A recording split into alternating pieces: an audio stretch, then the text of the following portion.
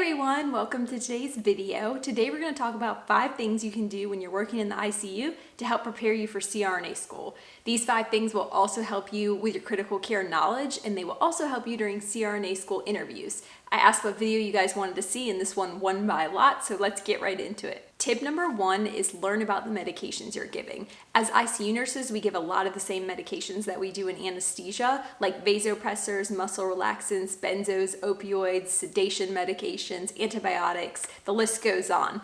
But knowing not only what these medications do, but how they do it is very important.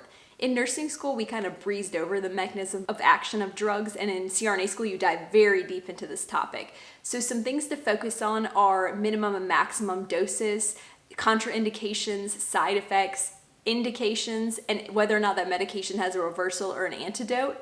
Those are things that you can start looking at now and getting knowledge of, and that will put you one step ahead when you get to CRNA school. And that brings us to tip number 2, learn everything you can about the ventilators. This is so important, and your knowledge will directly translate over to the anesthesia machine because they're very similar. You want to learn how the ventilator works, how to troubleshoot problems, and if you don't understand all that right now, that's totally fine. What you can do, and what I suggest, is ask one of the respiratory therapists you work with to give you kind of an in-depth tour of the vent. I'm sure they would love to because they know everything about it, and sometimes as nurses we're too busy to really study the ventilator, so we know basic troubleshooting, things like that. But you can ask your RT, definitely use your resources. I have learned so much from RTs about the ventilator and the respiratory system before I went to CRNA school, and it really helped. Some things you want to pay attention to are what are normal values, normal tidal volumes, normal peak pressures, normal end tidal CO2, and what can alter these values and how you can fix them once they're altered. So you'll think about how a COPD patient might have different ventilator settings than a normal healthy lung function patient. They might have chronically elevated CO2, you might need to give them a smaller tidal volume with a higher respiratory rate, you might have to increase the expiratory time, things like that. Now we're on to tip number 3, which is understand the pathophysiology of diseases you're managing. And this will help you a lot when you get to CRNA school because we go so into depth on diseases because each anesthesia plan is tailored to the patient, and diseases really affect how you plan your anesthetic. So if you get to work in the morning, you get a report and your patient has a disease you haven't heard of before, you can do a quick Google search just to get an idea of what's going on and then search it in depth later when you have more time. And even diseases you manage every day like CHF, COPD, things like that, it never hurts to learn a little bit more about them. So say for example, you have a patient with mitral regurgitation. So with this patient, you'd want to keep their heart rate slightly elevated and their SVR normal because you want to promote forward flow.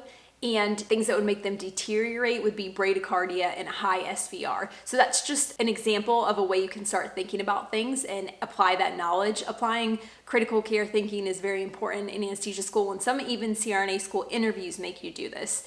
So if you start learning the patho behind diseases and thinking it through whenever you're doing something, that will really help you. Tip number 4, stick all the IVs and ABGs you can. This seems like a very simple tip, but it is so helpful to be awesome at ABGs and IVs already when you get to the OR, because then that's something you don't have to learn and you can focus your time on something else that you don't know how to do at all.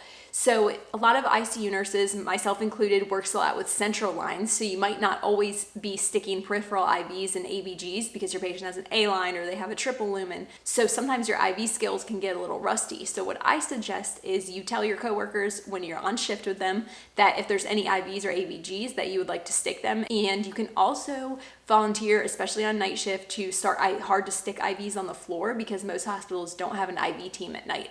So I did that a lot to get good at hard sticks. I would call the floors, like the step downs and the floors, and ask if they needed any IVs when I had downtime at night, and then they'd usually have like a few patients that they were waiting till the morning to get an IV, and I would go start the IV from them, and bam, experience right there. And we're all ready to tip number 5, which is know normal labs and know what the abnormals mean, know the implications of abnormal labs you see. So I'm just gonna make an example out of this so you kind of know what to focus on, but an abnormal lab such as potassium is something we're all familiar with. We all know potassium is bad for the heart when it's too high or too low, but you want to know exactly why it's bad for the heart when it's out of range. So for example, if potassium is too high, you'll have a flaccid heart. You could have asystole, peak T waves, bradycardia, I don't know why I said asystole first, because that's kind of like the worst one and it should go last. But anyway, with low potassium, you'll have kind of an irritable heart. So you can have ectopy, depressed T waves, arrhythmias, and you don't want either one of those. You don't want it too high or too low. Too high obviously sounds worse, but they're both bad. Another lab you want to pay special attention to is ABGs, because you'll be looking at these all the time in anesthesia. So understand how to interpret ABGs, but also understand what you should do when you find an abnormal value. I know in some ICUs, nurses don't make vent adjustments and you talk to the intensivist every time, or you have standing orders for vent adjustments, but it's still okay to think it through and think about what you would do while you're getting those orders. So think about if their CO2 is too high, what would you do? If it's too low, what would you do? Things like that. All right, everyone, that's the 5 things that I suggest you do while you're working in the ICU to help prepare you for CRNA school and CRNA school interviews. Some of you might be so comfortable with all this stuff already because you have really great ICU experience. And if you are, I suggest digging deeper into patho and pharmacology, because you can never go too deep into those 2 subjects. So focus your time there. It's also great stuff to know while you're working in the ICU. That being said, I hope that you liked this video. If you did enjoy this video, please give it a thumbs up. And if you have any questions or comments, be sure to leave them below and I'll get those answered for you. Thank you so much for watching, and I'll see you next week.